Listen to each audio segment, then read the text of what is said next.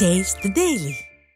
இது குறித்து அவர் வெளியிட்டுள்ள அறிக்கையில், கடந்த 44 மாத கால விடியா திமுகவின் ஸ்டாலின் மாடல் ஆட்சியில் நாம் எது செய்தாலும் நம்மை காப்பாற்ற ஆட்சியாளர்கள் உள்ளனர். எந்த திமிரில் ஆளும் கட்சியினரும் எந்த குற்ற செயல்களில் ஈடுபட்டாலும் ஆளும் கட்சியினரின் துணையோடு தப்பிவிடலாம் என்ற நம்பிக்கை பலருக்கு ஏற்பட்டுள்ளதால் தமிழ்நாட்டில் குற்ற செயல்கள் நாள்தோறும் பெருகி வருவது அனைவரையும் தலைகுனிய வைத்துள்ளது என அதிமுக பொதுச் செயலாளர் விமர்சித்துள்ளார். அண்ணா பல்கலைக்கழக மாணவியை பாலியல் வன்கொடுமை செய்து கைது செய்யப்பட்டவர் திமுகவை சேர்ந்த நிர்வாகி என்று செய்திகள் வந்த நிலையில் அவருடன் பேசிய யார் அந்த சார் என்பதை ஆட்சியாளர்கள் இதுவரை கண்டுபிடிக்கவில்லை என குற்றம் சாட்டியுள்ளார்.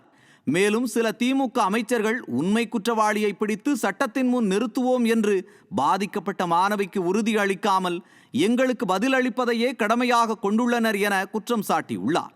அண்ணா பல்கலைக்கழக பொறியியல் மாணவியின் பாலியல் பலாத்கார கொடூரத்தின் ஈரம் காய்வதற்கு முன்பே ராமநாதபுரத்தில் தாழ்த்தப்பட்ட வகுப்பைச் சேர்ந்த பெண் ஒருவர் 4 பேரால் கூட்டு பாலியல் பலாத்காரம் செய்யப்பட்டதாகவும், சென்னை வில்லிவாக்கத்தில் 10 வயது சிறுமி ஒருவர் பாலியல் துன்புறுத்தலுக்கு ஆளாக்கப்பட்டிருப்பதாகவும், ஒசூரில் 80 வயது மூதாட்டி பாலியல் வன்கொடுமைக்கு உள்ளானதாகவும் வரும் செய்திகள் அனைவரையும் மிகவும் கவலையில் ஆழ்த்தியுள்ளன என தெரிவித்துள்ளார். விடியா திமுக ஆட்சி இருக்கும் வரை யாருக்கும், குறிப்பாக பெண்கள் மற்றும் பெண் குழந்தைகளுக்கு பாதுகாப்பு இருக்காது என்ற அவல நிலை ஏற்பட்டுள்ளது எனவும், இந்த ஆட்சியாளர்களும் காவல்துறையினரும் பாதுகாப்பு அளிப்பார்கள் என்ற நம்பிக்கையை தமிழக மக்கள் இழந்து விட்டார்கள் எனவும் அதிமுக பொதுச் செயலாளர் தெரிவித்துள்ளார். எனவே பெண்கள் தங்களை தாங்களே தற்காத்து கொள்ள வெளியில் செல்லும் போது தற்காப்புக்கான ஸ்ப்ரே, எமர்ஜென்சி SOS அலாரம் உள்ளிட்ட பாதுகாப்பு உபகரணங்களை வைத்துக் கொள்ளுமாறு அதிமுக பொதுச் செயலாளர் கேட்டுக்கொண்டுள்ளார். மேலும் தமிழ்நாட்டில் இப்படியொரு நிலை வந்ததற்கு உங்களை போன்றே நானும் வருந்துகிறேன் என அதிமுக பொதுச் செயலாளர் தெரிவித்துள்ளார்.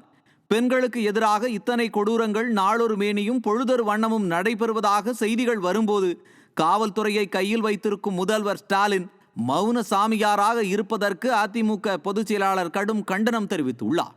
மேலும் பெண்கள் மற்றும் பெண் குழந்தைகளுக்கு எதிராக பாலியல் வன்கொடுமைகளில் ஈடுபடும் காமுகர்கள் யாராக இருந்தாலும் அவர்கள் மீது சட்டப்படி கடும் நடவடிக்கை எடுக்க வேண்டும் என அதிமுக பொதுச் செயலாளர் எடப்பாடி K. பழனிசாமி விடியா திமுக அரசை வலியுறுத்தியுள்ளார்.